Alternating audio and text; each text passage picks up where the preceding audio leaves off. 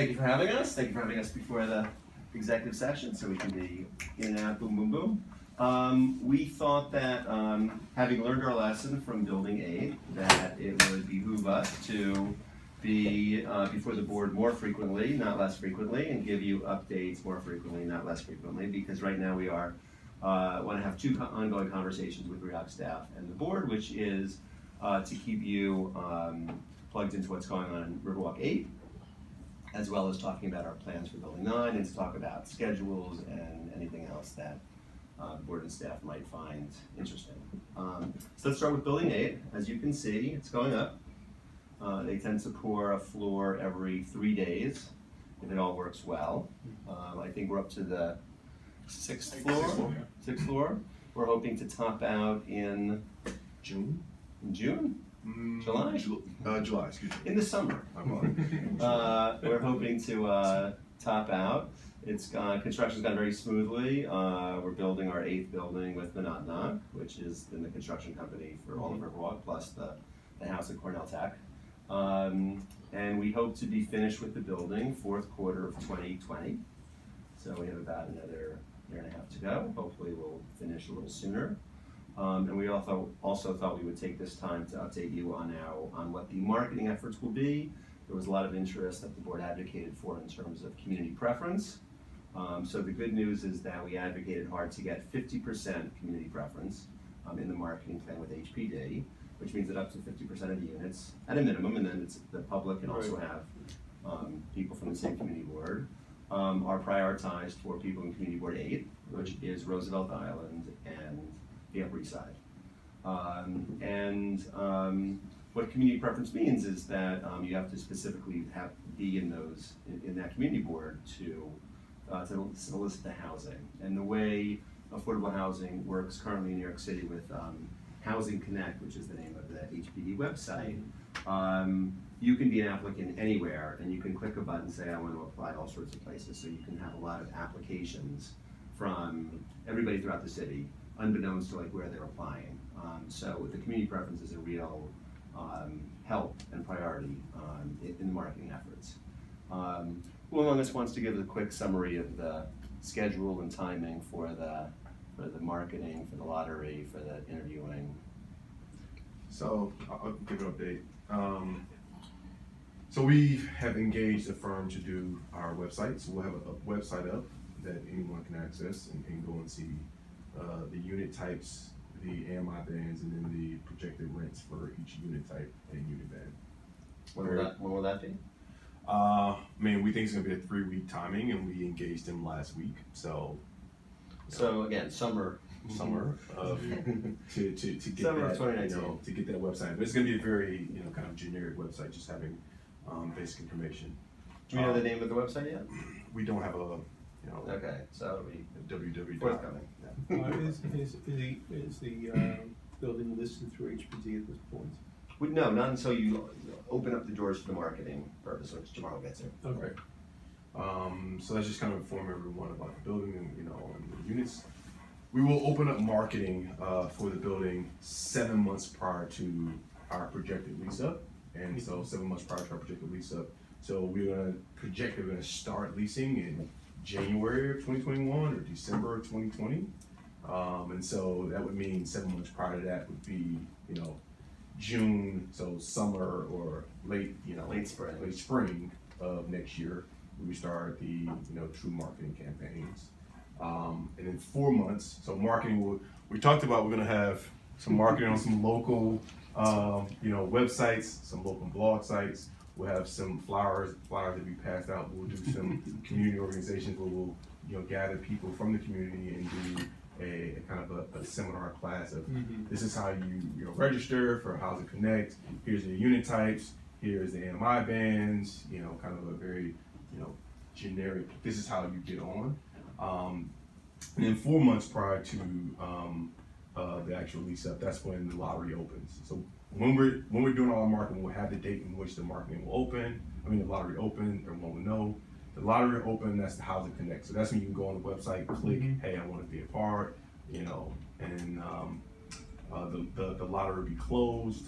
And then once the lottery's closed, there's a whole process that HPD takes you through to make sure people are qualified, they, go through the preferences, and then we'll start to, bring people in for interviews and, hopefully lease up the building. As we said, hopefully we have our first tenants in there in December 2020. It's a great, very, very kind of generic process that HPD does for all their buildings. So I see in our schedule, we're assuming the lottery is gonna begin around April 1st. Right. So maybe sometime in March, February, we may advertise broadly on the 3 blogs and have RIOC help us to say, interested in affordable housing on Roosevelt Island, come to the seminar where Professor Jamar Adams will walk you through the process of how to apply for affordable housing on Roosevelt Island. And that way I think we can, maximize the number of local residents who have a shot at getting in, if they meet all the criteria and are eligible. Okay, so that's all right. Any other questions about Riverwalk 8? How does your schedule that you're currently on compare to the pre-construction schedule that you have put in place? You're ahead of schedule, on pace? Yeah, it's going really smoothly. I mean, on pace. we closed in December. To top out in July is terrific on a 21-story building. So excavation foundations went well. If we end up doing it in 2 years, that's a home run. Great. Questions arose in different parts of the community about any expansion to the playground space, or whether there would be no new playground space within the footprints of 8 and 9. Just relaying. Sure. Yeah. So we rebuilt the Blackwell Playground Right. prior to building 7. Yes. And as part of 8 and 9, we are going to be building the Commons East, which is going to be an extension of public green space that will mirror the Commons, which is basically between the retail. Okay. Basically, where the F train is, because that's where the Commons and Commons East are. We will build the Commons East with building 9, and that is going to be chock full of recreational and passive open space. And in fact, we already have an agreement with RIOC that sort of spells out exactly what is in the Commons East, because we had a schematic of it, and when Barbara and Susan insisted on accountability, I don't know why you didn't just trust your friendly developers, we actually have a written agreement that specifies exactly what is expected of us to put in the Commons East. And it's everything from hammocks to lawns, lawns, bocce ball courts. There's like a little, it's not really a dog run, it's like a little small dog play area. And then there's some seated, grass fields where people can just lay out and leisure. Let me just respond back. Oh, the ping pong. The playground issue. Right. We're in the process, as I know you know, because you voted on it, of having an architect do plans for the Blackwell Park. That includes changes and expansion to the playground area. And I can't tell you right now what that proposal is going to be, because I haven't seen it. Is that the playground space immediately adjacent to the library? No, that's part of it. There are 4 different pieces to it. It's that piece adjacent to the library. It's the area where there's that sandbox. It's the area next to 7 that Hudson Related encroached upon. And it's the pavers that That we enjoy so much. Yeah, that are going to be obviously repaired.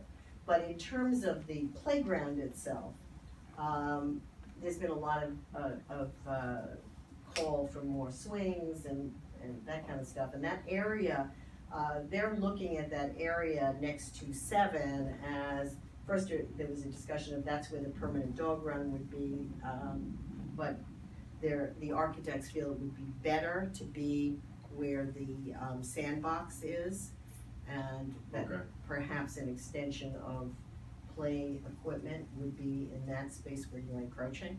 So I'm not exactly sure. We haven't, we'll show you guys all the plans when we get them, but they're working on them now. So there's changes. Okay, so for the community, a lot of spaces envisioned in Commons East, Riverwalk Commons East. So we'll have, as the plans develop, we will share with RIOC.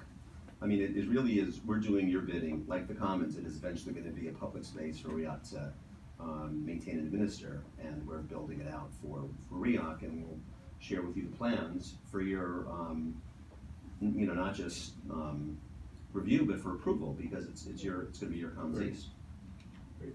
So, as this develops and the community of interest is engaged, there are a lot of spaces being developed pretty much simultaneously, and this will coincide pretty well with the opening of the new refurbished library.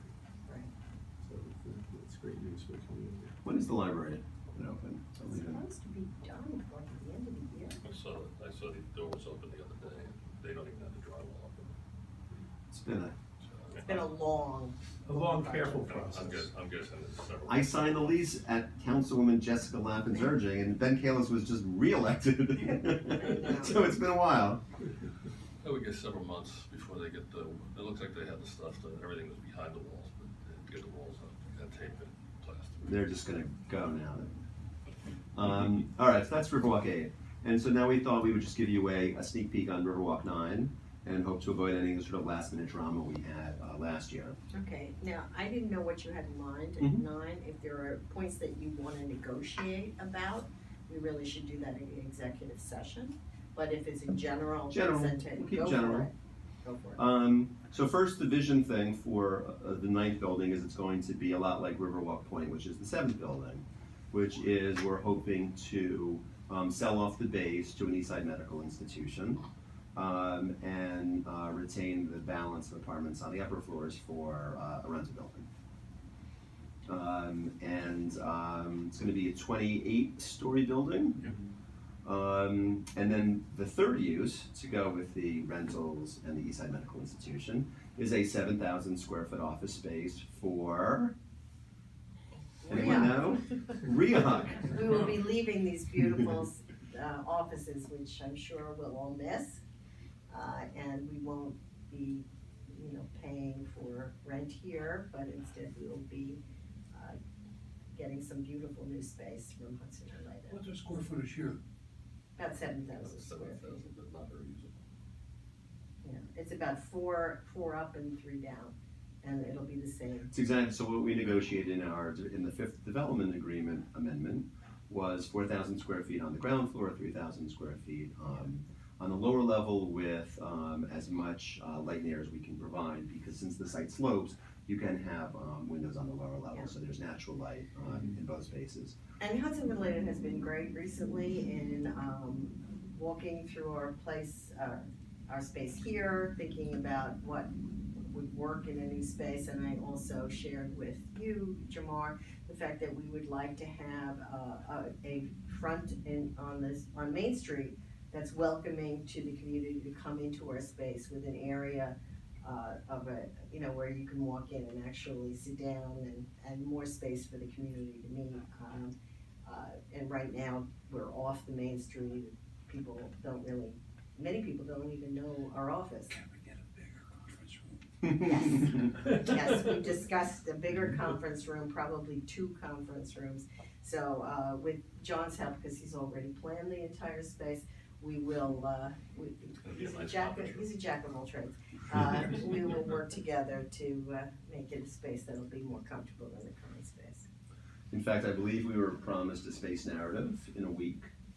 I think We it's, have a meeting tomorrow. what's that? We have a meeting tomorrow. Good, that's good. And in the interim, we asked the architects to just sort of throw stuff on the page, just so to have something for you to react to. So maybe if we get that to you before tomorrow's meeting, then that can help you shape, Definitely. seeing what it looks All like. I did try to do was make sure that the people here, based on office space, cubicles, conference rooms, pantries. Right, that's, We could basically fit what we got here in that building. So I just kind of mapped out the square footage and said, Mhm. all right, we can fit. right. I mean, the direction you want to give us is, private offices and Okay. typical square footage, conference rooms, restrooms, that sort of thing. And the David Kramer conference room. David Kramer ballroom, when it goes on the top of building 9.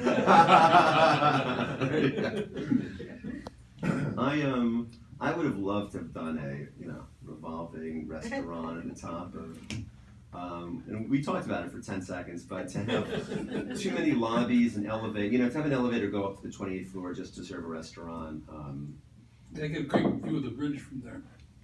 it's a great view of everything.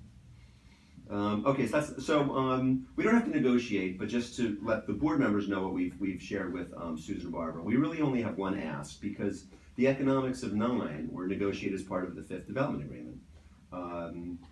And so the only thing we've asked for is that when we did many of our buildings, we sold the base as a condo. So now you cannot do a condo on a new project today on Roosevelt Island because condo state law restricts condominium use if there's less than 50 years remaining on a ground lease. So we've been able to do condos up until building 8. And so we would like to have the same structure in building 7 in building 9 that we had in building 7. And so there are different ways to do something and have a condo-like structure without calling it a condo. It could be a master lease, which is how we did building 8. It could be a co-op.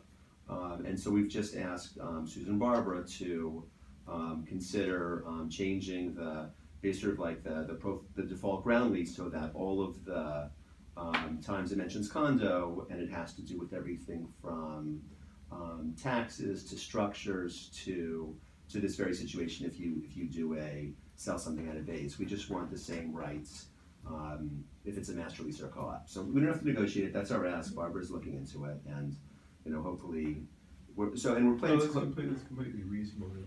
I hope there's a way we can expedite it, facilitate it. So it's now May. We're planning to close at the end of the year. So we have 7 months, and hopefully there's not going to be a lot of drama. There's also going to be much more straightforward than building 8. Building 8, affordable housing is always much more complicated. More lenders, more subsidies, more brain damage. Here there's just basically debt and equity, and so hopefully it'll be a drama-free closing by the end of the year. 3 other things we wanted to talk about with RI9 that are a little sticky. One is the issue of overhead protection as you're building the building, and we're a little sensitive to this because this issue came up that impacted our building on Riverwalk 7 when we're building 8, which is if you think about you're building a building and heaven forbid something falls off the building, you need to have sort of a radius of overhead protection that protects pedestrians if they're close to the building. So I don't know if you've seen the driveway of Riverwalk 7, but the overhead protection goes all the way to the lobby. And people who live on the lowest residential floor were not pleased to see the construction bridge, right at their window. And it's unfortunate, and that is sort of the building code requirement. And one of the things we have proactively thought about, and we don't even know what the code requirement is going to be, but the building department can make you put overhead protection as far away from the building as half the height of the building. So if our building height is 300 feet, if you think about sidewalk protection going out, basically where people are walking on sidewalks or near the building, going on 150 feet, that could materially impact Fireman's Field, because building 9 is just north of Fireman's Field. And so we're concerned about what that overhead protection looks like. If it's 20 feet or 30 feet or 50 feet, we should be fine. Although, of course, kids playing soccer, 50 feet away from a 300-foot building with, concrete and things happening, is a concern we all need to think about. The issue came up. I know there was the whole issue of not wanting to start work on the comfort stations in Fireman's Field until the northern fields were done. And so we have to spend a little time talking about when we were doing the comfort stations and the lighting, was the plan to shut down Fireman's Field temporarily, because maybe if that were the case, we could sort of try and efficiently combine doing the comfort station and lighting at the same time that we have to put up overhead protection for building 9. So we have to work that through. Look at the scheduling. Yeah, I don't know if Fireman's Field goes down for a day, there's widespread panic on the island, in which case, we have to figure out everything we can do. Well, But once we open up Octagon, that'll relieve the pressure. that'll relieve some of the pressure. Because I know Fireman's Field is used a lot. It is used a lot. So it's really a question of looking at the scheduling and how much time is involved. Because you really can't have, overhead protection is at like 18, 20 feet, which is meaningless if you're playing soccer.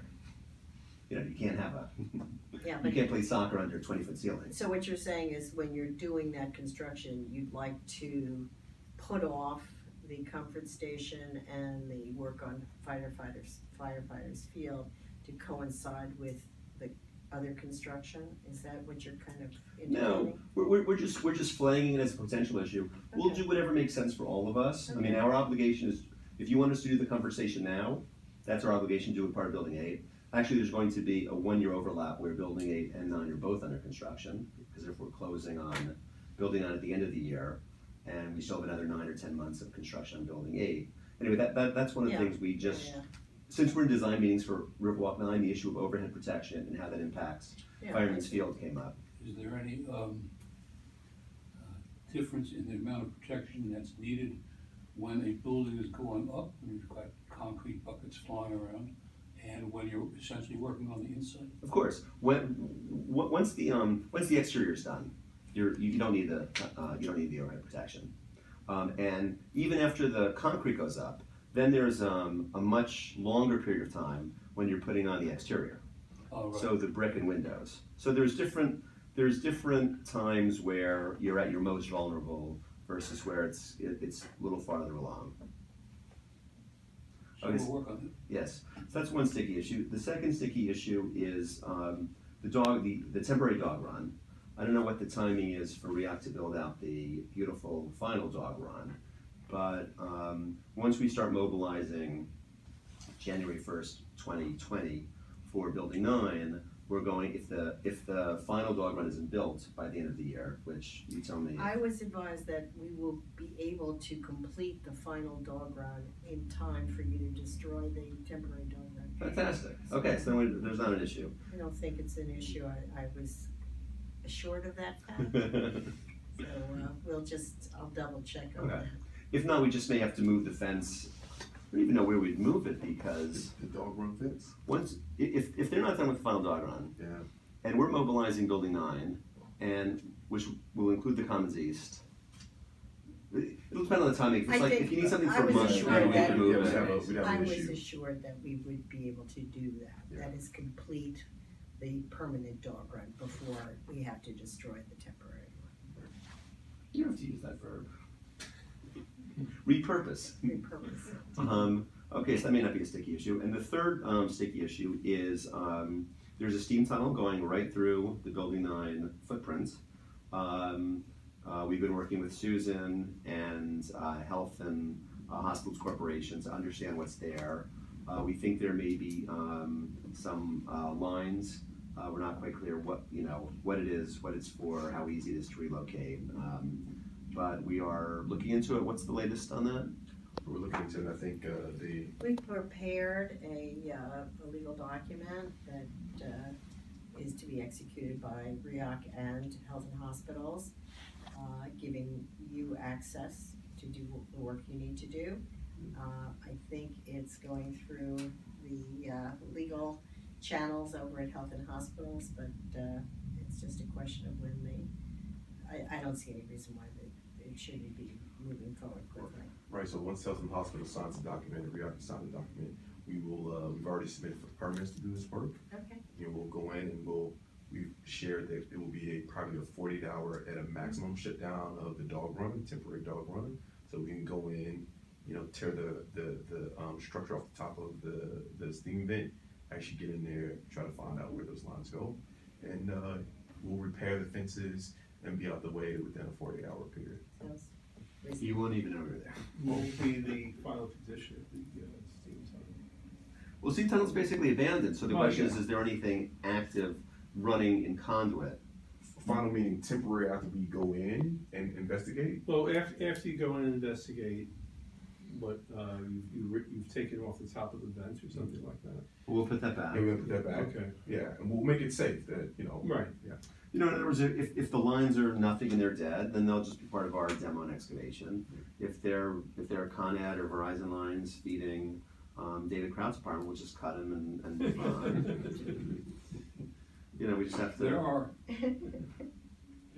Well, there's, most of the infrastructure is under Main Street.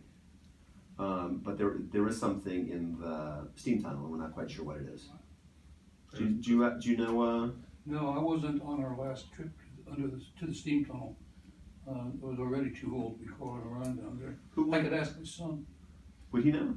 every kid on the islands walked that tunnel. I have some pictures. But if you see pipes, you don't know if like there's live wires going through, or whether it's like Yeah, from the 20s. there's no way of knowing. They had power down there enough, at least to run sump pumps for quite some time. And I had the impression there were phone lines there too. But the picture's not gonna be helpful. For live wires in certain parts of the steam tunnel, I just don't know if they run throughout the whole thing. Yeah, where are they going? On the east side, on the east wall, we have kind of. Anyone has plans, it also helps. Yeah. Yeah, so- Good It's a luck. tricky thing. I've been fighting that damn steam tunnel for a number of years, to try and do something. So that's it for 9. I could give you some retail tidbits unless there are any more questions on Riverwalk 9. No. Could I ask a couple of questions? Always. Okay, so what other preferences are there for Building 8 besides the community preferences, if any? There is mobility impairment and there is municipal workers. So mobility is 7%, municipal workers is 5%. Okay, Is and there audio visual? Audio video is within like the mobility as well, so it's 7. So it's and will Building 8 be offering the same services as the rest of Southtown in terms of concierges? Yeah. And rooftop decks and that type of stuff? No, it won't have a rooftop amenity. So we'll have like the cellar amenities, but you will have a doorman and kind of those other basic.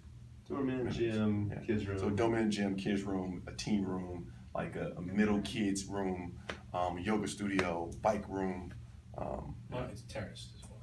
and an outdoor terrace.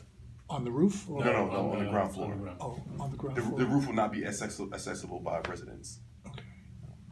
And in terms of Building 9, some people, is there going to be any issue of a shadow over on firefighters' field? Blocking out the sun at all because of the height Most of of the it? shadow is gonna go to the opposite Yeah. end of it. And there has been a shadow study that was done, but most of it's going towards the commons. Commons. And the site plan that was approved, a gazillion years ago, always envisioned a 28-story building there. Okay, great. Building 9 is still north of firefighters' field. Yeah.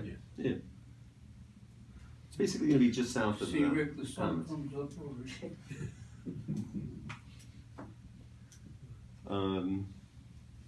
Okay. And then for retail, we've had a lot.